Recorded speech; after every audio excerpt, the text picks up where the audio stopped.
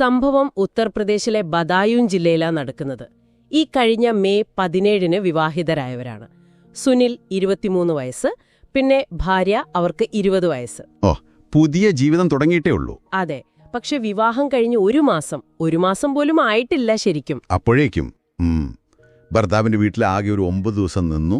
എന്നിട്ട് സ്വന്തം വീട്ടിലേക്ക് പോയി. അവിടെ എത്തി 10 ദിവസം കഴിഞ്ഞപ്പോ അവര് കാമുകന്റെ കൂടെ പോയി.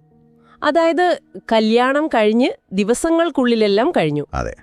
സുനിൽ സ്വാഭാവികമായും പരാതി കൊടുത്തു, ആളെ കാണാനില്ല എന്നൊക്കെ പറഞ്ഞു. എന്നിട്ടോ? അപ്പോൾ ഈ യുവതി പോലീസ് സ്റ്റേഷനിൽ ഹാജരായി. എന്നിട്ട് പറഞ്ഞു തനിക്ക് ഭർത്താവിന്റെ കൂടെയല്ല കാമുകന്റെ കൂടെ ജീവിക്കാനാണ് ഇഷ്ടമെന്ന്. വളരെ തുറന്നു തന്നെ പറഞ്ഞു അല്ലേ? അതെ. പിന്നെ പോലീസ് ഇടപെട്ടു. കാര്യങ്ങൾ ഒരുപാട് വഷളാക്കാതെ ഇരു കുടുംബങ്ങളെയും വിളിച്ചു സംസാരിച്ചു. ഒരു ഒത്തുതീർപ്പ് പോലെ അങ്ങനെ പറയാം.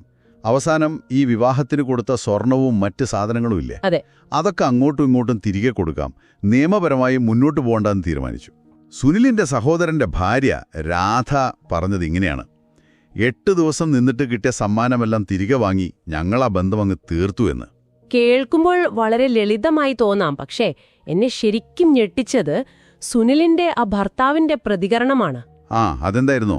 അദ്ദേഹം പറഞ്ഞത്, അവൾക്ക് അവളുടെ കാമുകനൊപ്പം പോകണമെങ്കിൽ പോകട്ടെ, എനിക്കും സന്തോഷം, എന്റെ ജീവിതം നശിച്ചില്ലല്ലോ. എന്നിട്ട് അദ്ദേഹം കൂട്ടിച്ചേർത്തു, രാജരഘുവംശിയെപ്പോലെ എനിക്ക് സംഭവിച്ചില്ലല്ലോ എന്നോർത്ത് സന്തോഷമുണ്ട് എന്ന്.